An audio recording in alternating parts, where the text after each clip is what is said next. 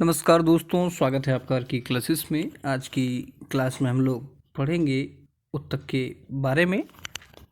Video थोड़ा लंबा हो सकता है क्योंकि हम प्रयास कर रहे हैं कि एक टॉपिक को एक ही वीडियो में ख़त्म कर दिया जाए ताकि आपको ढूंढने में परेशानी ना हो। वैसे ये अलग बात है कि लंबा वीडियो कोई देखता नहीं है, कुछ लोग ही हैं जो इसको देखते हैं। खैर, यदि आप इसे पूरा देखते हैं तो निश्चित ही ये आपके लिए फ़ायदेमंद होगा। और सबसे बड़ी बात, आप इसको देख के खुद जज कर लीजिए ना कि आपके लिए ये सही है या नहीं है। बाकी आजकल जो प्रश्न पूछने का तरीका है वो बदल रहा है, तो आप भी अपने आप को बदलिए, किताब पर ज़्यादा आप डिपेंड हो जाइए। तो चलिए शुरू करते हैं। टिशू कहता है उत्तक का अध्ययन हिस्टोलॉजी कहलाता है। सवाल अगर आपसे पूछ ले कि उत्तक का अध्ययन क्या कहलाता है, ध्यान रखना है हिस्टोलॉजी। जब हम लोगों ने कोशिका चैप्टर को पढ़ा था तो हम लोगों ने जाना था कि हमारे यह सजीव के निर्माण की प्रक्रिया जो है वो कोशिका से शुरू होती है। असंख्य कोशिका मिलकर के उत्तक बनाते हैं, फिर उत्तकों से हमारा अंग बनता है और कई सारे अंग बन के अंगतंत्र का निर्माण करते हैं और तब जाके हमारा शरीर बनता है। बात करें सजीवों की तो देखिए, सजीव जो हैं ये दो प्रकार के होते हैं। एक होते हैं एक कोशिकीय जिनमें केवल एक कोशिका होता है, और एक होता है बहुकोशिकीय जिसमें बहुत सारी कोशिकाएं होती है। तो एक कोशिकीय जीव में उत्तक नहीं हो सकता है। क्यों? क्योंकि हम लोगों ने पढ़ा है सेल चैप्टर में कि बहुत सारी कोशिकाएं मिलकर उत्तक बनाती है।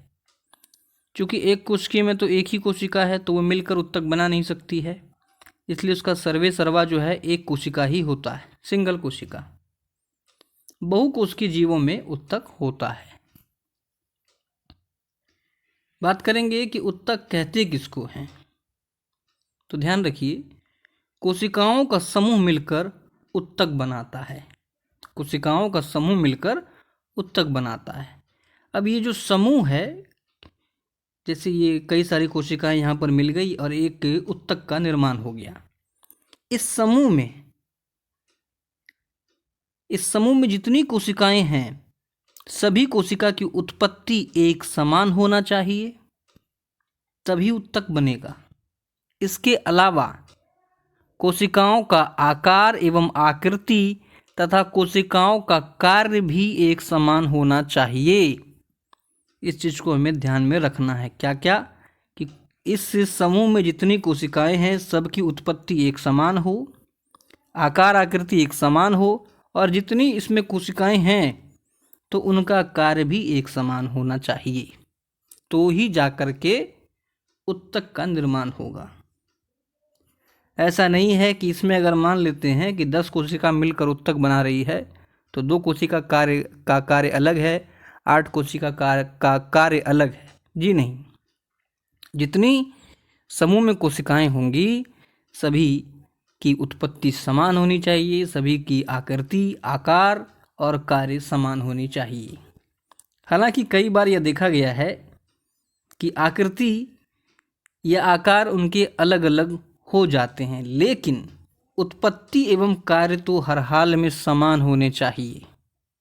तो इस चीज़ को भी हमें ध्यान में रखना है। चूँकि हम जानते हैं कि बहुकोशिकीय जीव में ही उत्तक होता है, और प्लांट, एनिमल, ये दोनों जो है ये बहुकोशिकीय है, और इन दोनों में यूकैरियोटिक कोशिका पाया जाता है। यूकैरियोटिक कोशिका,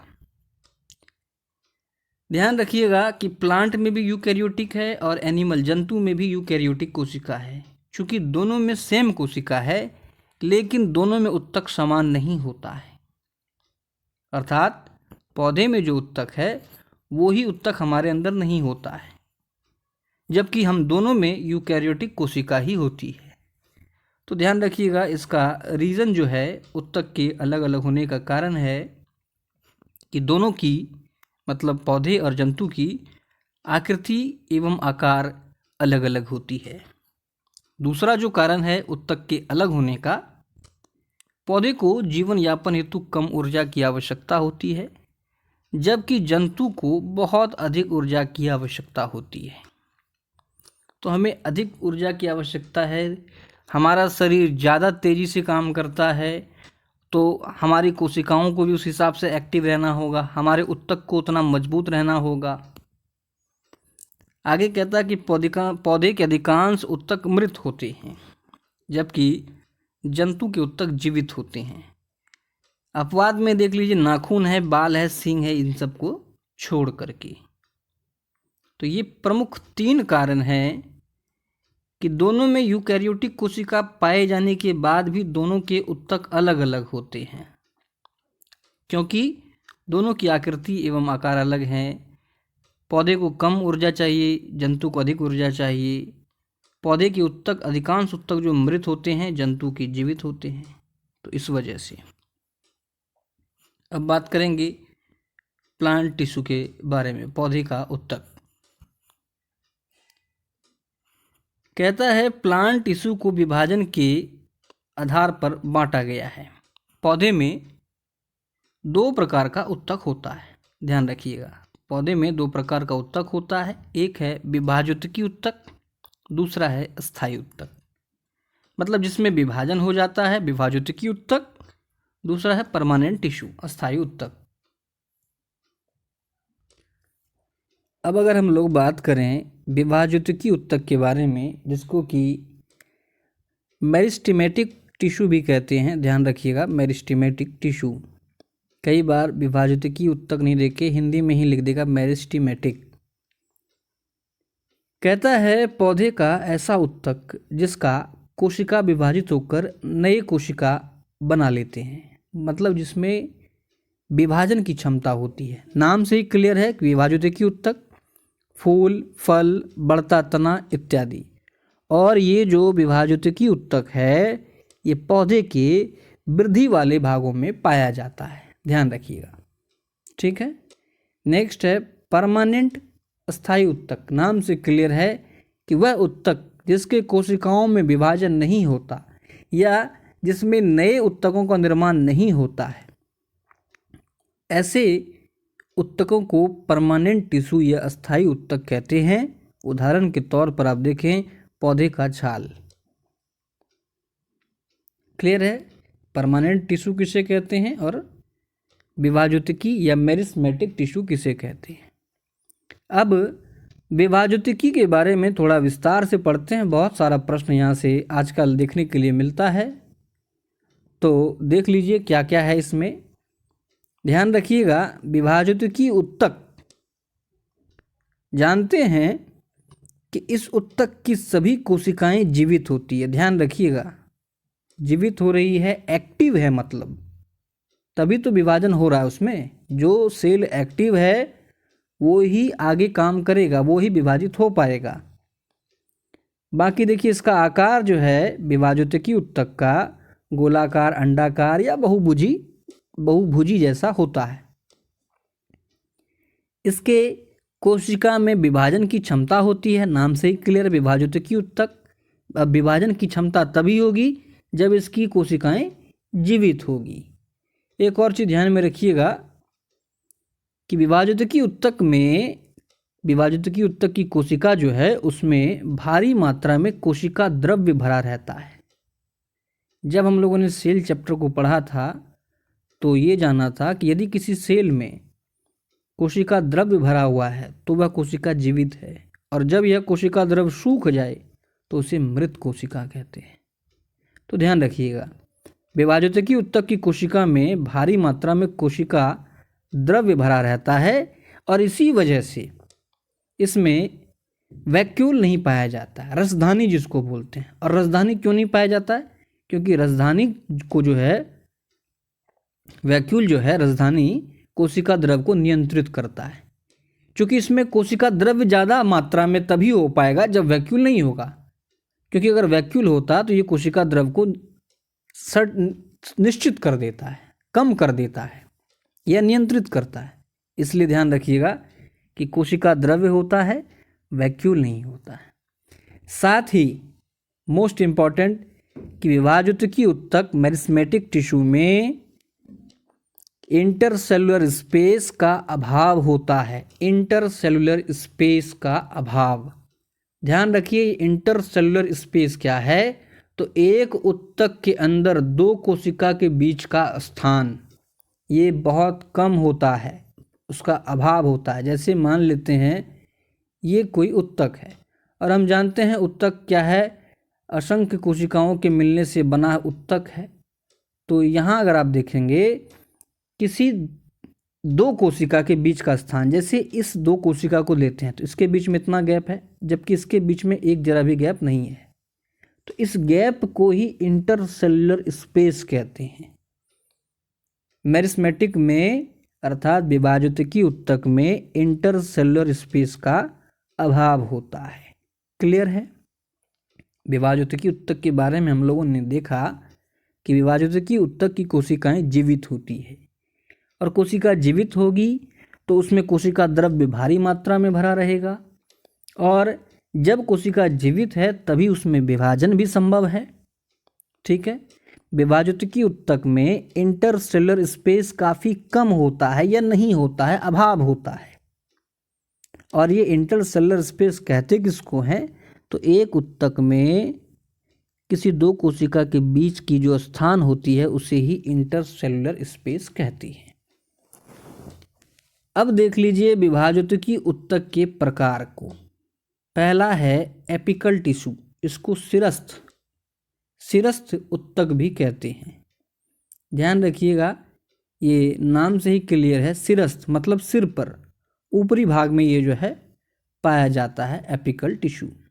ध्यान रखिएगा सवाल आपसे पूछ सकता है कि पौधे के शीर्ष भाग पर पाए जाने वाला विभाजकीय उत्तक है डैश, तो ध्यान रखना है एपिकल टिश्यू। एपिकल टिश्यू के बारे में कहता है कि तने के शीर्ष भाग पर पाए जाने वाला विभाजकीय उत्तक को एपिकल या सिरस्थ विभाजकीय उत्तक कहते हैं। यह पौधे की लंबाई को बढ़ाता है। क्लियर बात है, यहाँ उसके ऊपरी भाग में होता है तो यह पौधे की लंबाई को ही बढ़ाएगा। ठीक है, तना वृद्धि करने वाला इसको उत्तक कहते हैं। इम्पोर्टेंट बात यह है कि पौधे की लंबाई का बढ़ना प्राथमिक वृद्धि कहलाता है। लंबाई का बढ़ना, क्योंकि पौधे में सबसे पहले लंबाई ही बढ़ती है तब जाके उसकी चौड़ाई बढ़ती है, इसलिए पहले लंबाई का बढ़ना ही प्राथमिक वृद्धि कहलाता है। आपसे सवाल पूछ सकता है कि पौधे में प्राथमिक वृद्धि का कारण क्या है, तो ध्यान रखिएगा एपिकल टिश्यू। सवाल आपसे पूछ सकता है कि प्राथमिक वृद्धि कहलाता है, तो ध्यान रखिएगा पौधे की लंबाई का बढ़ना। ठीक है, आगे देखते हैं। अगला जो विभाजकीय उत्तक है उसका नाम है लेटरल टिश्यू। लेटरल पार्श्व, जिसका मतलब हम लोग जानते हैं किनारा, मतलब ये इस क्षेत्रों में पौधे के पाया जाता है, किनारे वाले भाग में। ठीक है, तो इससे आप ये अनुमान लगा सकते हैं कि यह पौधे की मोटाई को बढ़ाता है। ध्यान रखिएगा, जैसे ये एक पौधा है, इसके शीर्ष भाग पर एपिकल टिश्यू हो गया और किनारे वाले भाग पर लेटरल टिश्यू हो गया। ये पौधे की लंबाई को बढ़ा रहा है और ये पौधे के चौड़ाई को बढ़ाता है। ध्यान रखिएगा, और पौधे की चौड़ाई या मोटाई का बढ़ना द्वितीयक वृद्धि कहलाता है। द्वितीयक वृद्धि, तो आपसे सवाल पूछ ले कि पौधे की मोटाई का बढ़ने का क्या कारण है, लेटरल टिश्यू। पौधे की मोटाई का बढ़ना द्वितीयक वृद्धि कहलाता है। तीसरा जो विभाजकीय उत्तक है इसका नाम है इंटरसेलरी, हिंदी में अंतर्वेशी कहते हैं, अंतर्वेशी। देखते हैं ये क्या है, तो देखिए कहता है कि पौधे की लंबाई तीव्र गति से बढ़ता है और लंबाई में तेज गति से वृद्धि होने के कारण जो एपिकल टिश्यू इसके शीर्ष भाग पर होता है, एपिकल विभाजकीय का कुछ उत्तक पीछे छूट जाता है। ध्यान से सुनिएगा कि पौधे की लंबाई में तीव्र गति से वृद्धि होने के कारण जो एपिकल टिश्यू होता है उसका कुछ भाग पीछे छूट जाता है। इस पीछे छूटे हुए उत्तक को अंतर्वेशी या इंटरसेलरी टिश्यू कहते हैं। धीरे धीरे इसमें विभाजन की क्षमता समाप्त हो जाती है। ठीक है, धीरे धीरे इसमें विभाजन क्या हो जाता है, रुक जाता है। और किसी उत्तक में विभाजन रुक जाए तो वह अस्थायी उत्तक में ही बदल जाता है। ठीक है, इससे यह कह सकते हैं हम लोग कि अस्थायी उत्तक का निर्माण विभाजोत्तकी उत्तक से ही होता है। जैसे ये आप अगर इसको आप इस तरह से समझें कि ये यहाँ पर जो है एपिकल है, जब पौधे की हाइट ये रही होगी तो ये चीज़ यहाँ पर रहा होगा, लेकिन एपिकल के कारण यह आगे भी और बढ़ा, तो कुछ एपिकल के भाग यहाँ रह गए। कुछ दिन तो ये चीज़ एक्टिव रहते हैं, ये एपिकल टिश्यू कोशिश करते हैं कि और इसको बढ़ाएं, लेकिन तब तक ये जो है इसके शीर्ष भाग पौधे बढ़ते चले जाते हैं और एपिकल टिश्यू और ऊपर होते चले जाता है। लेकिन इसी दौरान कुछ एपिकल टिश्यू जब तक उसके मध्य भाग में रहते हैं या उससे छूट गए हो रहते हैं तो वो सोचते हैं कि वो भी इसको आगे बढ़ाएं, लेकिन वो कुछ दिन ही इस तरह से कार्य कर पाते हैं। बाद में वे विभाजन को मतलब बढ़ाने की क्षमता खो देते हैं और अस्थायी उत्तक में बदल जाते हैं। घास का बढ़ना इसका एक अच्छा एग्जाम्पल है। तो सवाल अगर आपसे पूछ ले कि घास का बढ़ना किस उत्तक के कारण होता है, तो इंटरसेलरी, अंतर्वेशी। ठीक है, आगे देख लीजिए नोड और इंटरनोड क्या होता है। यहाँ पर आप फिगर में पहले देख लीजिए कि ये एक पौधा है, यहाँ से इसकी पत्तियाँ निकल रही है, जैसे कि आप फिगर में देख रहे हैं, यहाँ से पत्ती निकल रही है। तो जहाँ से पत्ती या उसको आप कह सकते हैं डाली निकले, उस भाग को नोड कहते हैं। ठीक है, और किसी दो नोड के बीच का स्थान, किसी दो नोड के बीच का स्थान जो है उसे इंटरनोड कहते हैं। समझे आप? देखिए, तने का वह भाग जहाँ से पत्ती, फूल, शाखा निकलती है उसे नोड कहते हैं, पर्व संधि। और दो पर्व संधि के बीच का भाग इंटरनोड कहलाता है। ध्यान रखिएगा, दो पर्व संधि के बीच का भाग इंटरनोड कहलाता है। सबसे इम्पोर्टेंट बात तो यह है कि नोड और इंटरनोड केवल तना में ही पाया जाता है। सवाल अगर आपसे पूछ ले कि पर्व संधि पौधे के किस भाग में पाई जाती है, तो तना में। आगे देखते हैं, विभाजोत्तकी उत्तक को हम लोगों ने देखा, जिसमें कि हम लोगों ने देखा था मेरिस्मेटिक टिश्यू या विभाजोत्तकी उत्तक। उसके बारे में हम लोगों ने यह जाना था कि इसकी कोशिकाएं जीवित होती है। कोशिका जीवित है तभी विभाजन संभव है। कोशिका द्रव्य भारी मात्रा में होता है। इसके कोशिकाओं में इंटरसेलुलर स्पेस का अभाव होता है। इंटरसेलुलर स्पेस हो गया किसी उत्तक में दो कोशिका के बीच का स्थान। फिर इसकी टाइप को हम लोगों ने देखा था एपिकल अर्थात शिरस्थ उत्तक, जो पौधे की लंबाई को बढ़ाता है। पौधे की लंबाई का बढ़ना प्राथमिक वृद्धि कहलाता है। फिर दूसरा था लेटरल पार्श्व उत्तक, यह पौधे की चौड़ाई या मोटाई को बढ़ाता है और पौधे की मोटाई होना या चौड़ाई का बढ़ना द्वितीयक वृद्धि कहलाता है। तीसरा जो था ये था अंतर्वेशी इंटरसेलरी। इसमें हम लोगों ने देखा था कि पौधे की लंबाई बढ़ने के क्रम में कुछ एपिकल टिश्यू पीछे रह जाते हैं, बाद में ये अस्थायी उत्तक में बदल जाते हैं। ठीक है, घास को जैसे हम लोगों ने अगर ऊपर से काट देते हैं तो फिर से वो बढ़ जाता है। क्यों बढ़ जाता है? क्योंकि उसके ऊपरी वाले काटने के बाद घास के बीच में कहीं ना कहीं कुछ एपिकल पीछे छूटा हुआ है ना, तो वो फिर बढ़ाने की कोशिश करता है और बढ़ जाता है। लेकिन कुछ समय के पश्चात जो है वो परमानेंट टिश्यू में जब बदल जाते हैं तो फिर वो चीज़ नहीं बढ़ पाता है। फिर नोड और इंटरनोड हम लोगों ने देखा था। अब देखेंगे परमानेंट टिश्यू के बारे में।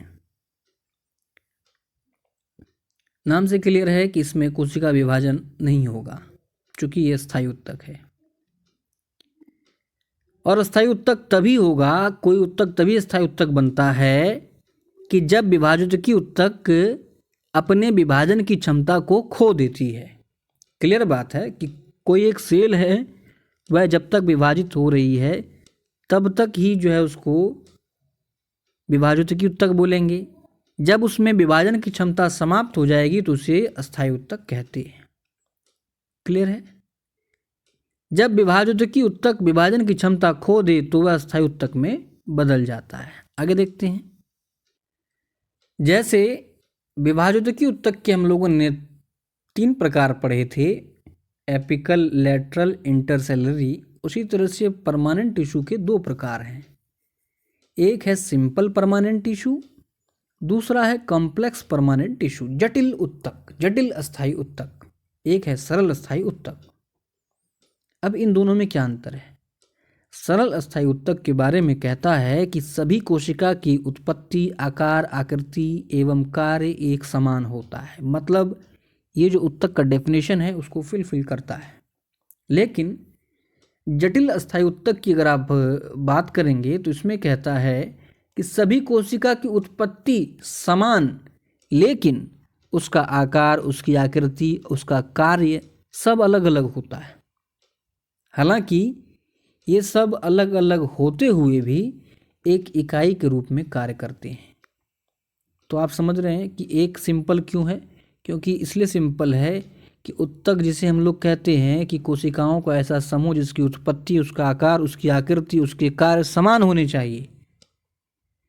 लेकिन कॉम्प्लेक्स में क्या है? केवल उत्पत्ति समान है, बाकी सब डिफरेंट है। हालांकि सब डिफरेंट रहते हुए भी वो लोग एक यूनिट के रूप में काम करता है, इसलिए उसको कॉम्प्लेक्स, जटिल परमानेंट टिश्यू कहते हैं। पहले बात करेंगे सिंपल परमानेंट टिश्यू का। सरल अस्थायी उत्तक के बारे में देख लीजिए, 3 प्रकार का होता है। पहला प्रकार है पैरेन्काइमा। पैरेन्काइमा, इसको हिंदी में मृदु उत्तक भी कहते हैं, ध्यान रखिएगा। पैरेन्काइमा, हिंदी में ही आपको इस तरह से पैरेन्काइमा मिल जाएगा, लेकिन ये मृदु उत्तक भी आप ध्यान रखिए, कहीं मृदु उत्तक दे दिया तो दिक्कत है। इसलिए सभी नामों को आपको ध्यान में रखना है। चूँकि हम लोग परमानेंट टिश्यू पढ़ रहे हैं तो हमें पता होना चाहिए कि पैरेन्काइमा क्या है, एक अस्थायी उत्तक है। ध्यान रखिएगा कि पैरेन्काइमा की कोशिका जीवित होती है लेकिन विभाजन की क्षमता नहीं होती है। अभी हम लोगों ने पढ़ा कि कोशिका जीवित होगी तो विभाजित होगी, लेकिन इसकी कोशिका जीवित तो है लेकिन इसमें विभाजन नहीं होता। विभाजन क्यों नहीं होता? क्योंकि यह अस्थायी उत्तक में बदल जाता है। इसमें वैक्यूल पाया जाता है, रसधानी पाया जाता है। अच्छा, रसधानी वैक्यूल पाया जाएगा तो कोशिका द्रव का अभाव होगा। इसके अलावा पैरेन्काइमा की कोशिका में इंटरसेलुलर स्पेस अर्थात किसी एक उत्तक में 2 कोशिका के बीच का स्थान, उसी को इंटरसेलुलर स्पेस कहते हैं। ध्यान रखिएगा, पैरेन्काइमा में इंटरसेलुलर स्पेस बहुत ज़्यादा मात्रा में पाया जाता है। ठीक है, यहाँ आप देख सकते हैं काफ़ी ज़्यादा इंटरसेलुलर स्पेस इसमें मौजूद है। आगे कहता है कि पैरेन्काइमा पौधे के नए निर्मित भाग में पाया जाता है, अर्थात हरे वाले भाग में, जो भाग नया नया बन रहा है। ठीक है ना? इसका पैरेन्काइमा का मुख्य कार्य क्या है? तो भोजन का संग्रह करना पैरेन्काइमा उत्तक का मुख्य कार्य है। पैरेन्काइमा के बारे में हम लोगों ने क्या देखा कि पैरेन्काइमा उत्तक की कोशिका जीवित होती है लेकिन उसमें विभाजन नहीं होता, और विभाजन नहीं होता है इसलिए वह अस्थायी उत्तक ही है। पैरेन्काइमा के उत्तकों में इंटरसेलुलर स्पेस बहुत ज़्यादा मात्रा में पाया जाता है, ध्यान रखिएगा।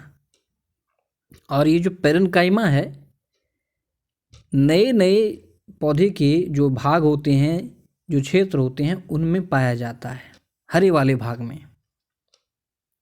इसका मुख्य काम क्या है? तो भोजन का संग्रह करना। सवाल अगर आपसे पूछ ले कि भोजन का संग्रह करना किस पौधे वाले उत्तक का काम है? पैरेन्काइमा का। आगे कहता है कि कुछ पैरेन्काइमा उत्तक ऐसे होते हैं जिनकी कोशिकाओं में क्लोरोप्लास्ट पाया जाता है।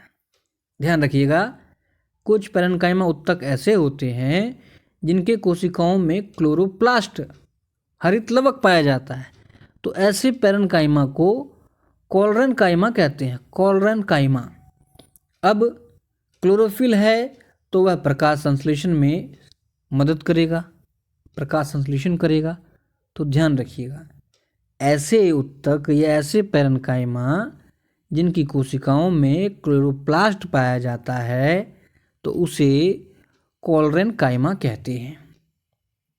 इसके अलावा कुछ ऐसे पैरेन्काइमा जैसे जलीय पौधे, जिन्हें हम लोग हाइड्रोफाइट्स भी कहते हैं, जलीय पौधे के पैरेन्काइमा उत्तक का जो इंटरसेलुलर स्पेस होता है उसमें वायु भर जाता है। ठीक है, वायु भर जाएगा तो ऐसे पैरेन्काइमा को वायुत्तक कहते हैं। ध्यान रखिएगा, एरेन्काइमा किसमें क्लोरोप्लास्ट है तो उसको बोलेंगे क्या, कॉलरेन्काइमा। फिर किसी में वायु भर जाएगा जलीय पौधे में तो उसको बोलते हैं वायुत्तक या एनरेन्काइमा। और ये जो वायुत्तक है जलीय पौधे को तैरने में मदद करता है। ध्यान रखिएगा, सवाल अगर आपसे पूछ ले कि जलीय पौधे को तैरने में मदद करने वाला उत्तक कौन सा है तो वायुत्तक है या एनरेन्काइमा। क्लियर है, पैरेन्काइमा क्लियर हो गया। नेक्स्ट जो सिंपल परमानेंट टिश्यू में हमें पढ़ना है वो है कॉलरेन्काइमा, कॉलेन्काइमा। इसका नाम है स्थूल कोन, स्थूल कोन। इससे पहले हम लोगों ने पैरेन्काइमा को पढ़ा था जिसको कि मृदुतक भी बोला जाता है। उसके बारे में हम लोगों ने विस्तार से पढ़ लिया। क्या पढ़ा, एक बार अगर आप नज़र दौड़ा दीजिएगा तो आपको अच्छे से याद हो जाएगा कि भैया इसकी कोशिकाएं जीवित होती है लेकिन विभाजन नहीं होता। विभाजन नहीं होता क्योंकि ये एक परमानेंट टिश्यू है। फिर हम लोगों ने देखा था कि पैरेन्काइमा में इंटरसेलुलर स्पेस बहुत ज़्यादा मात्रा में पाया जाता है। ठीक है, ये जो पैरेन्काइमा है पौधे के नए निर्मित भागों में पाया जाता है या हरे वाले भागों में पाया जाता है और इसका मुख्य काम क्या है, भोजन का संग्रह करना। कुछ पैरेन्काइमा ऐसे होते हैं जिनके उत्तकों में क्लोरोप्लास्ट होता है तो उसको कॉलरेन्काइमा, रेन्काइमा कहते हैं। ध्यान रखिएगा, कॉलरेन्काइमा। जबकि कुछ पैरेन्काइमा ऐसे होते हैं खास करके जलीय पौधे के उत्तक जिनके इंटरसेलुलर स्पेस में हवा भर जाता है तो ऐसे उत्तक को वायुत्तक या एरेन्काइमा कहते हैं। और ये जो एरेन्काइमा या वायुत्तक है जलीय पौधे को तैरने में मदद करता है, ध्यान रखना है। तो ये था पैरेन्काइमा। अगला है कॉलेन्काइमा जिसका हिंदी नाम है स्थूल कोन। देखिए, प्लांट का अगर हम लोग वर्गीकरण करें तो 3 तरह के निकलते हैं। एक हो गया हर्ब, शाकीय पौधा, दूसरा है सर्ब, झाड़ी वाले, और तीसरा है वृक्ष, शाक झाड़ी वृक्ष। इस तरह से प्लांट का वर्गीकरण किया जाता है। ध्यान रखने वाली बात यह है कि कॉलेन्काइमा जो है ये केवल झाड़ी वाले पौधों के तनों में पाया जाता है। इंपॉर्टेंट है, कॉलेन्काइमा झाड़ी वाले जो पौधे होते हैं उनके तनों में ही पाया जाता है। ये कॉलेन्काइमा करता क्या है तो ध्यान रखिएगा, ये पौधों में लचीलापन प्रदान करता है। सवाल अगर आपसे पूछ ले कि पौधे में लचीलापन कौन सा उत्तक प्रदान करता है, कॉलेन्काइमा। इसकी भी कोशिका जीवित होती है, ध्यान रखिएगा। और कॉलेन्काइमा उत्तक की कोशिका जो है कोनों पर ये मोटी हो जाती है। इस जगह पर ये इस तरह से मोटी हो जाती है, यहाँ पर जो है सेल्यूलोज जमा हो जाता है। तो ध्यान रखना है आपको कॉलेन्काइमा के बारे में कि कॉलेन्काइमा केवल झाड़ी वाले पौधों के तनों में पाया जाता है, जैसे गुलाब का जो पेड़ होता है ना। और इसलिए पाया जाता है यह उसको लचीलापन प्रदान करता है, ठीक है ना। इसके जो साइड वाले भाग होते हैं वो थोड़ा सा कोनों पर मोटा हो जाता है। इसको आप बांस के रूप में भी समझ सकते हैं, रेखा रेखा एक बन जाता है। या फिर आप गुलाब की डंडी को देखेंगे तो वो थोड़ा सा इस तरह से आपको मिलेगा। तो ये जो आप साइड में मोटा वाला भाग देख रहे हैं इसको होने का कारण है सेलुलोज का जमा होना। अगला जो सिंपल उत्तक है ये है स्केलेनकाइमा। स्केलेनकाइमा दृढ़ उत्तक, पैरेन्काइमा मृदु उत्तक, कोलेनकाइमा स्थूल उत्तक और स्केलेनकाइमा दृढ़। ध्यान रखिएगा, पैरेन्काइमा की और कोलेनकाइमा की कोशिकाएं जीवित थी, लेकिन स्केलेनकाइमा की सभी कोशिकाएं मृत होती है। ध्यान रखिएगा। और स्केलेनकाइमा कहता है सभी पौधे में पाया जाता है, सभी पौधे में स्केलेनकाइमा पाया जाता है। कोलेनकाइमा के बारे में हम लोगों ने देखा था कि केवल झाड़ी वाले पौधों में ही वह पाया जाता था और उसे लचीलापन प्रदान करता था। पैरेन्काइमा के बारे में हम लोगों ने देखा था कि पौधा कोई भी हो उसके नए निर्मित भागों में यह पाया जाता है, हरे वाले भागों में। स्केलेनकाइमा के बारे में कहता है कि इसकी कोशिकाएं लंबी लंबी एवं दोनों किनारों पर नुकीली होती है। ध्यान रखिएगा, स्केलेनकाइमा की कोशिका कैसी होती है? लंबी लंबी और दोनों किनारों पर नुकीली। देख रहे हैं आप, लंबा है, दोनों किनारों पर नुकीली होती है। इसकी कोशिकाओं में इंटरसेलुलर स्पेस नहीं होता है। ध्यान रखिएगा, इंटरसेलुलर स्पेस नहीं होता है। यह स्केलेनकाइमा वृक्षों को मजबूती प्रदान करता है, फलों एवं बीजों के ऊपर एक ऐसा आवरण बनाता है कि वह समय से पहले ना गिरे। इसका सबसे अच्छा उदाहरण आप देख सकते हैं, रेशेदार टाइप के होते हैं ये नारियल में। नारियल को जब हम लोग छीलते हैं तो इस तरह से निकलता है वो, है ना। तो क्या है, लंबी लंबी है और दोनों किनारों पर नुकीली, वो स्केलेनकाइमा ही है। ध्यान रखिएगा, स्केलेनकाइमा का मुख्य काम क्या है? तो मजबूती प्रदान करना, फूलों के ऊपर, बीज के ऊपर, फलों के ऊपर उसको समय से पहले गिरने से रोकना और उन्हें मजबूती से पकड़े रखना, ये स्केलेनकाइमा का प्रमुख कार्य है। इसकी कोशिकाएं लंबी लंबी, किनारों पर नुकीली होती है। कोलेनकाइमा का मुख्य काम क्या था? उसको लचीलापन प्रदान कर रहा था। पैरेन्काइमा का मुख्य काम क्या था? तो भोजन का संग्रह कर रहा था। ध्यान रखिएगा। आगे कहता है कि स्केलेनकाइमा के बीच लिग्निन, ये सवाल पूछा गया है। स्केलेनकाइमा के बीच लिग्निन नामक एक रासायनिक पदार्थ होता है जो इसे मजबूती प्रदान करता है। ध्यान रखिएगा, सवाल अगर आपसे पूछ ले कि स्केलेनकाइमा उत्तक को मजबूती प्रदान करने वाला रासायनिक पदार्थ कौन सा है? लिग्निन। तो ये हो गया अपना सिंपल परमानेंट टिश्यू। अब देखते हैं कॉम्प्लेक्स परमानेंट टिश्यू के बारे में, जटिल स्थायी उत्तक। कॉम्प्लेक्स परमानेंट टिश्यू की अगर बात करें तो इसमें हम लोगों ने देखा था कि सभी कोशिकाओं की उत्पत्ति समान होती है, लेकिन उनके आकार, आकृति एवं कार्य अलग अलग होते हैं। तो एक जटिल प्रक्रिया बना लेते हैं। हालांकि ये सभी मिलकर एक इकाई के रूप में ही कार्य करते हैं, इसलिए इसे कॉम्प्लेक्स परमानेंट टिश्यू कहते हैं। ध्यान देना है कि जटिल स्थायी उत्तक दो तरह का होता है, जाइलम एवं फ्लोएम। जाइलम ज से जल, फ्लोएम फ से फल, ऐसे याद रखना है। जाइलम जो है जल एवं खनिज का वहन करता है, बाकी फ्लोएम में आगे हम लोग देखेंगे। जाइलम की बात करें तो देखिए, दो कॉम्प्लेक्स परमानेंट टिश्यू है, जाइलम एवं फ्लोएम। तो जाइलम कैसा उत्तक है? जटिल स्थायी उत्तक है। ध्यान रखिएगा।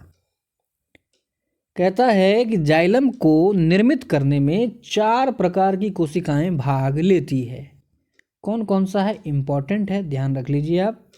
पहला है ट्रैकिड्स, जिसको वाहिनिकाएं कहते हैं, वाहिनिकाएं। दूसरा है वेसिल्स, वाहिकाएं। तीसरा है जाइलम फाइबर और चौथा है जाइलम पैरेन्काइमा। तो आपको ध्यान में रखना है, जो पहला वाला है ये बहुत पूछा जाता है, ट्रैकिड्स। ठीक है, tracheids, vessels, xylem fibre, xylem parenchyma. Tracheids की बात करें तो यह एक नली के समान होती है, मृत कोशिका होता है। वाहिकाएं भी मृत कोशिका होती है। जाइलम फाइबर जो होता है यह भी डेड होता है। और पैरेन्काइमा के बारे में तो हम लोगों ने पढ़ा ही है कि यह एक जीवित कोशिका है, तो ध्यान रखिएगा यह जीवित होता है। जाइलम को बनने में 4 तरह की कोशिकाएं मदद करती है: tracheids, vessels, xylem fibre, xylem parenchyma. शुरू के तीनों कौन कौन? ट्रैकिड्स, वेसल्स, जाइलम फाइबर, ये मृत कोशिकाओं के होते हैं, जबकि जाइलम पैरेन्काइमा जीवित कोशिका का होता है। ध्यान रखिएगा। जाइलम के कार्य की अगर बात करें तो जल जौ से जाइलम, जौ से जल, ध्यान रखना है, जल तथा खनिज लवण का परिवहन करना जाइलम का प्रमुख काम है। ये जो जल ग्रहण करता है जाइलम, ये जड़ जो है मिट्टी में जो होता है उससे ये ग्रहण करता है, फिर उसको तना के माध्यम से पत्ती तक पहुंचाता है। ध्यान रखिएगा, मिट्टी से इसने जल तथा खनिज को ग्रहण किया, तना के माध्यम से ये पेड़ों के सभी भागों में पहुंचाया जाता है। ये जो जाइलम में परिवहन का काम हो रहा है, अर्थात जड़ से तना में फिर पत्तियों में जो जा रहा है, तो परिवहन जो कर रहा है इसमें सर्वाधिक महत्वपूर्ण भूमिका ट्रैकिड्स की होती है। ध्यान रखिएगा, ये सवाल पूछता है। और इस ट्रैकिड्स को सहायता देता है वेसल्स, जो दूसरी कोशिका थी। तीसरा तो जाइलम फाइबर ही था, चौथा जाइलम पैरेन्काइमा था। तो शुरू के पहले और दूसरे कौन कौन? ट्रैकिड्स और वेसल्स, ये दोनों परिवहन में मुख्य भूमिका निभाते हैं। इसके अलावा जो तीसरा था जाइलम फाइबर, यह जाइलम को मजबूती प्रदान करता है। ध्यान रखिएगा, कहता है कि जाइलम उत्तक पूरे पौधे में मौजूद रहता है, लेकिन पौधे के भीतरी भाग में। तो सवाल अगर आपसे पूछ ले, जाइलम पाया जाता है डैश भीतरी भाग में, ऊपरी भाग में, दोनों जगह पर, इनमें से कोई नहीं। तो ध्यान रखना है, पूरे पौधे में पाया तो जाता है लेकिन भीतरी भाग में। जाइलम में जो परिवहन की दिशा होती है, ध्यान रखिएगा, एक ही दिशा में होती है। जैसे जड़ से तना में जाएगा, फिर तना से पत्ती में जाएगा, सिंगल वे बना हुआ है, जड़ तना पत्ती।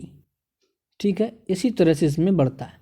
जब हम लोग फ्लोएम को पढ़ेंगे तो इसमें देखेंगे कि फिर पत्ती से तना की ओर आ जाता है, तना से फिर जड़ की ओर चले जाता है। तो 2 दिशाओं में फ्लोएम में परिवहन होता है, लेकिन जाइलम में परिवहन केवल एक दिशा में होता है और परिवहन में मुख्य भूमिका निभाता है ट्रैकिड्स। ये था जाइलम। बात कर लें फ्लोएम की, तो फ्लोएम के बारे में देखिए, कहता है कि जटिल स्थायी उत्तक है, यह भी 4 कोशिकाओं से मिलकर बना होता है। कौन कौन सा आप देख लीजिए। सीव ट्यूब, जिसे चालनी नलिका कहते हैं, चालनी नलिका। नेक्स्ट है कंपेनियन सेल, सहचर कोशिका। तीसरा है फ्लोएम फाइबर। चौथा है फ्लोएम पैरेन्काइमा।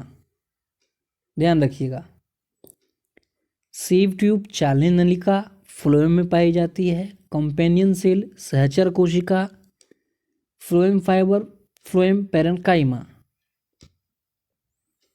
फ्लोएम के अगर कार्यों की बात करें तो देखिए, इसका मुख्य काम है भोजन, फल। ऐसे आप याद रख सकते हैं कि फ से फ्लोएम, फ से फल, फल भोजन, भोजन का परिवहन करना। यह जो परिवहन होता है फ्लोएम में, यह द्विदिशीय, मतलब 2 दिशाओं में होता है। जैसे कि जड़ से तना, तना से पत्ती, फिर पत्ती से तना, तना से जड़, इस तरह से होता है। जबकि जाइलम में सिंगल डायरेक्शन में हो रहा था।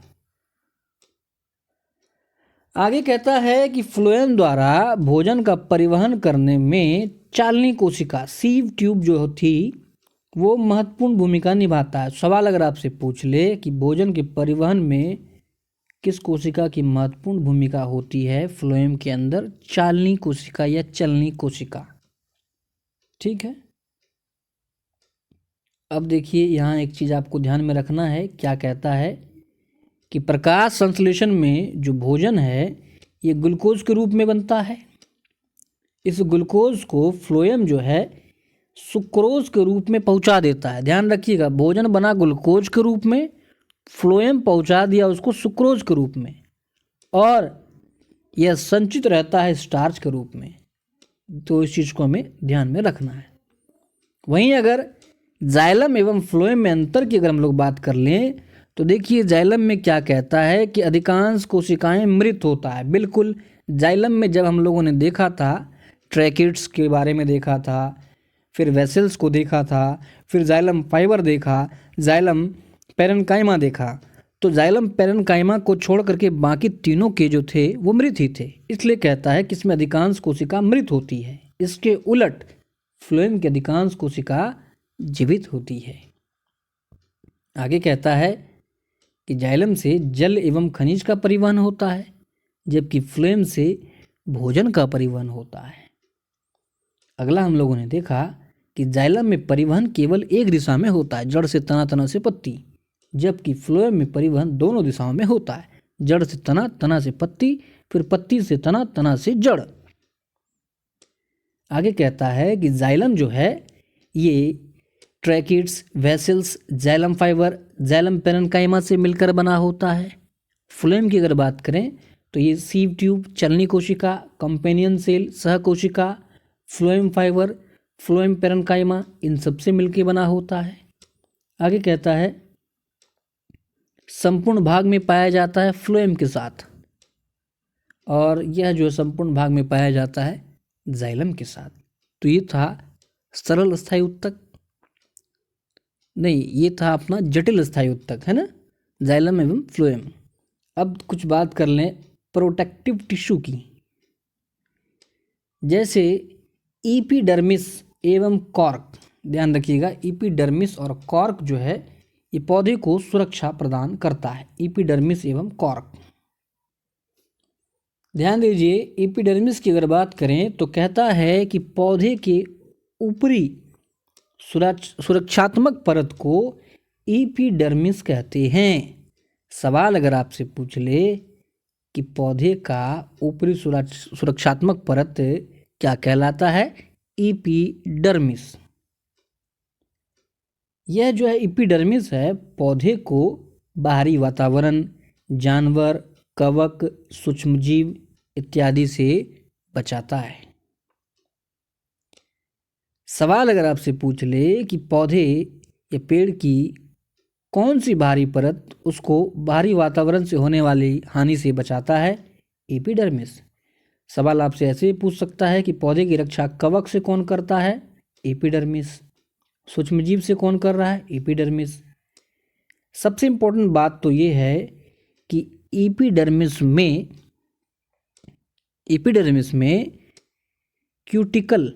क्यूटिकल की परत होने के कारण शुष्क स्थान वाले पौधे में जल की हानि नहीं होती है।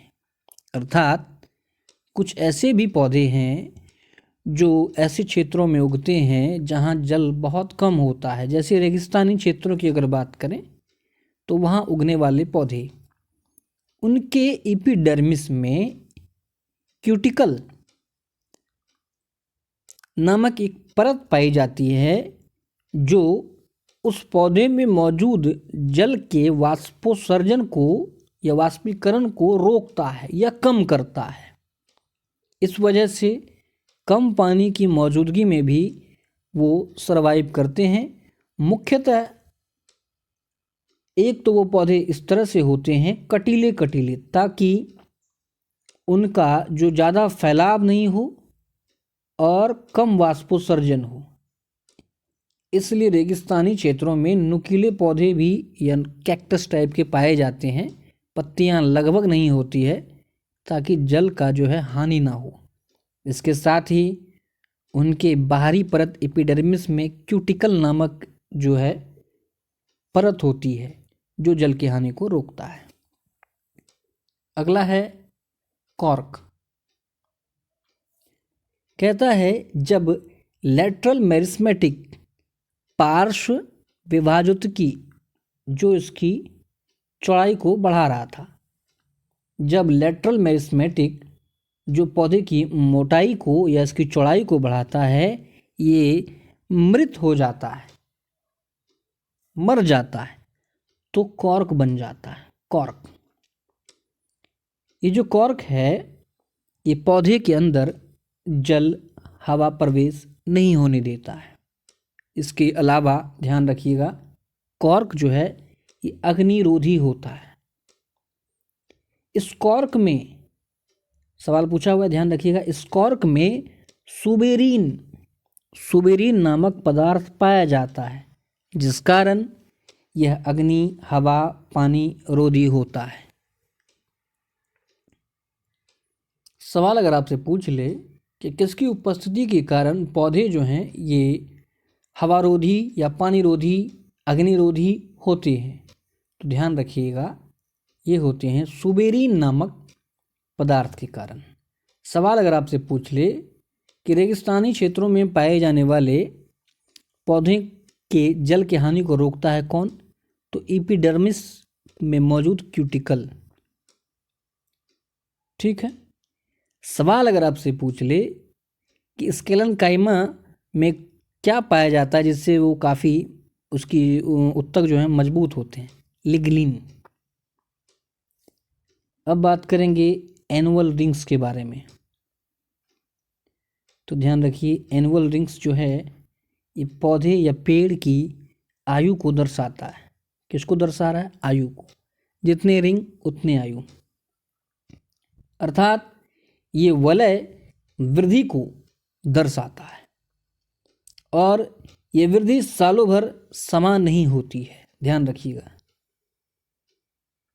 एक वर्ष में एक ही वलय का निर्माण होता है। जैसे किसी में अगर 20 वलय है तो ये समझ जाइए कि वह 20 वर्ष का है, 50 वलय है तो 50 वर्ष का, और एक वर्ष में जो है एक ही वलय बन रहा है। सबसे इम्पोर्टेंट बात तो यह है कि जहाँ मौसम में परिवर्तन नहीं होता है उस क्षेत्रों के वृक्षों में वलय देखने के लिए नहीं मिलते हैं। अर्थात ऐसे क्षेत्र जहाँ सालों भर मौसम लगभग समान रहता है तो उन क्षेत्रों में पाए जाने वाले वृक्षों में वलय नहीं बनेगा। इस चीज़ को भी हमें ध्यान में रखना है। ये हो गया अपना प्लांट टिश्यू पूरी तरीके से ख़त्म। उम्मीद है आपको एक एक चीज़ विस्तार से अच्छे से समझ में आया होगा। अगला टॉपिक है एनिमल टिश्यू। इसको भी इसी तरह से विस्तार से पढ़ेंगे, लेकिन अगले वीडियो में, क्योंकि ये वीडियो खुद ही शायद 1 घंटे का हो गया होगा। तो उसको अगर आपको अच्छा लगा तो इसको आप अधिक से अधिक शेयर कीजिए, प्यार दीजिए। मिलेंगे जल्दी ही ह्यूमन टिश्यू के साथ। तब तक के लिए जय हिंद, जय भोलेनाथ, जय शिवरात्रि, जय भारत।